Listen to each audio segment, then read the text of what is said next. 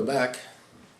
I'm going to put together a video here on the Blair line church. It's a little bit smaller footprint than the original one that I did. The other one was the Old South Church. You can find a link to it up here. I already started putting this one together before I figured out. I think maybe I'll put together with a couple of tips that I see with this model. So I've started painting it and doing a few things, but I want to show you a couple of things. It looks like it's going to be a very, very nice project. I've already removed most of the parts and started applying some paint. Pretty much found that the Krylon works very well, keeps it from warping. The one part that I did notice right away was the front of the church. I've got a couple pieces missing, but we'll piece those back together. Instructions are very well done. 3 pages, front and back, parts layouts for you, and very detailed instructions on putting it together. First thing I noticed was they have you painting the pieces to go inside the window and the window trim, and they call it window glaze. It's actually a clear piece of plastic then for your windows to go on the back. The little inserts there and also the trim work has got this double-sided tape on it, so those will hold in place for you. If you apply the glazing first, and then you can come back and stick everything to that. So I use canopy glue, and instead of the glazed window that they provided, I used vellum. Here's the vellum that I used. It's kind of a frosted piece. You can print on it. And I looked at it and thought, you know, how can I make some stained glass? And that may look like some scribbles, but this is what comes out when you place that. And here are the dividers installed in the windows, the trim work placed on it. Here's the block that I use to true up my walls to make 90 degrees, and I've got this one set up. And what I like to do next is I like to add a stiffener just to make sure that joint's going to stay,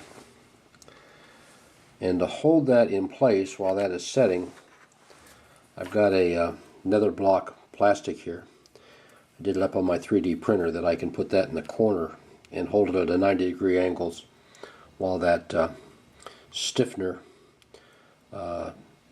sets up in the corner. Tip here, if your wood happens to warp on you when you're painting, I found that really to happen with acrylics.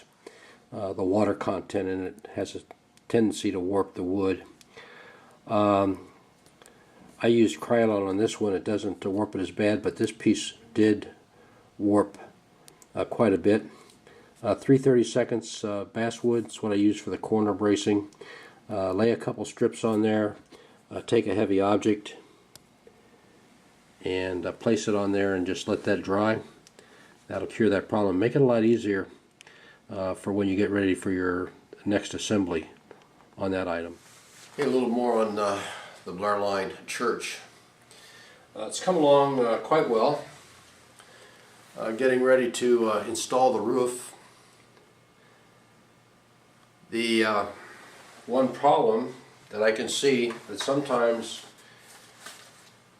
maybe to read another step ahead and just test fit and check things, I would do things a little bit different this time.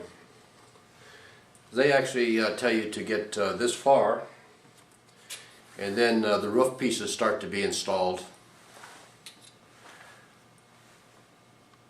If I were to do it over, I would actually have put those roof pieces on and then installed this tower portion. And the reason I say that is that this is off by just a little bit, a 32nd of an inch or so. It just, the roof doesn't want to quite fit, where if I had the roof on there and then put this in there and built it, it would have fit correctly. So now I have to adjust for the roof just a little bit, but just kind of a tip, and I tell myself to do it, and then I forget. Read that next step and just fit, look at it, see what makes the best sense of putting this together. We also have the bell in the church tower, thanks to a 3D printer. So we've got that installed. I have got the top ready to go on. We're cleaning up the seams on that. And I am not going to put shingles on this. I'm actually going to just paint it back out white. I'm going to hand lay shingles for the roofing. And I'm presently getting ready to install one or two little LEDs in here to light it, to try to light the stained glass windows up. So I've started to apply the trim work to the sides. Been working on that, but what I wanted to show you, I'm getting ready to lay the shingles onto here.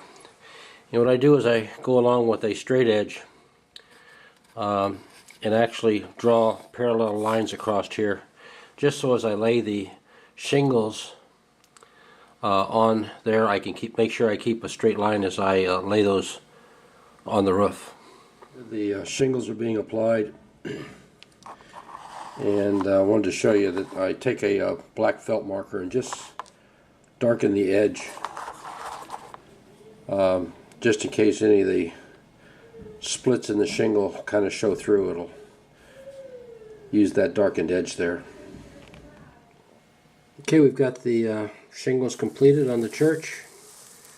These shingles are made by GC Laser. So very pleased with the way it turned out. So we'll get it on the layout. Here's the church finally assembled on the layout. Came out very nice.